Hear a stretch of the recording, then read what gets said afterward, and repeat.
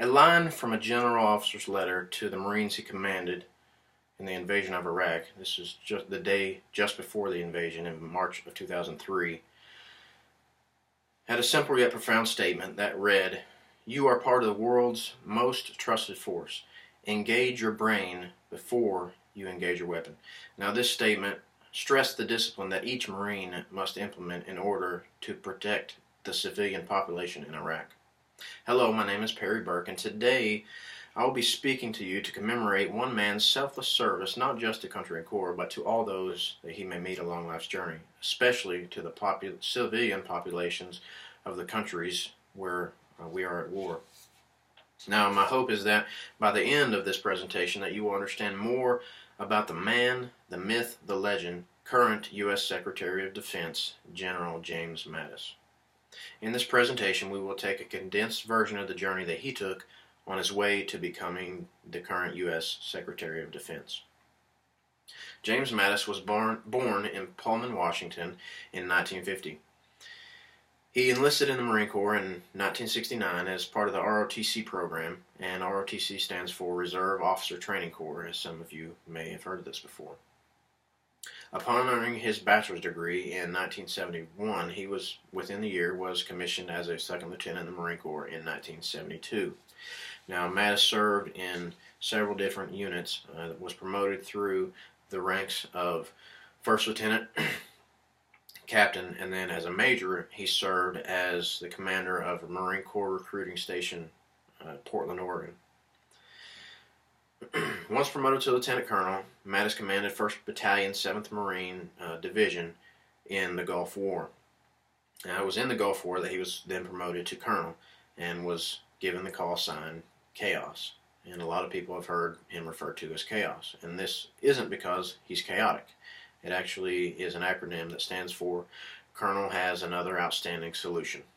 And this is because of his ability to come up with some of the best solutions in some of the worst situations that they were in the invasion of Iraq. Now, Mattis also served in the Pentagon as the Department of Defense Executive Secretary, and once promoted to Brigadier General, that is a one-star general, he served as Senior Military Assistant to the Deputy Secretary of Defense. Post 9/11, after the Twin Towers were attacked in New York, Mattis commanded the U.S. forces in Afghanistan. As a two-star general, that is a major general, he led the 1st Marine Division in the initial attack in Iraq, and this is where he wrote the letter that said, that told his Marines to engage their brain before they engage their weapon. Now, he also coined a famous phrase that people know all around the world, and especially Marines, that reads, "No better friend, no worse enemy than a United States Marine." Mattis was promoted to 4-star general in November of 2007 and commanded U.S. Central Command, you may have heard of this referred to as U.S. CENTCOM, until his retirement in 2013. Now retired Mattis in 2013 thought he was done with his career. He was traveling around speaking at events and such, and was done with his military career, as he thought.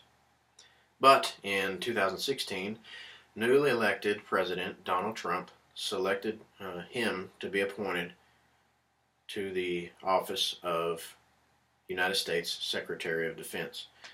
Now, technically, he was not qualified for this position, but only because of the short time span that he had been retired from the military. However, after the U.S. Senate put James Mattis through rigorous questioning, they easily confirmed him as the current, now, United States Secretary of Defense. James Mattis has had a long and fruitful career as a Marine because of his devotion to Corps and to country. Another nickname he is known by is, throughout his whole career, has been the Warrior Monk. And this is because of his avid reading and studying on military tactics, and because of his deep-seated morals, and also because he's not afraid to speak his mind and not afraid to speak the truth to anyone, no matter who they are. In fact, he disagrees with Donald Trump on the use of waterboarding for our war prisoners. Mattis believes that we should treat our war prisoners with dignity and respect, just as they should treat our prisoners with dignity and respect. And today we have covered a short biography of the selfless service of the Secretary of Defense, Marine Retired General James Mattis. Now, we have heard some of the major points of his illustrious career, and we have gained a little more respect and insight for Mattis, who he is and what he has accomplished. Hopefully, this information will help you to be able to better trust in his abilities and the abilities of our military leadership as a whole. With Mattis at the helm of our country, we can trust in his ability to make the right calls in the right place at the right time. Thank you.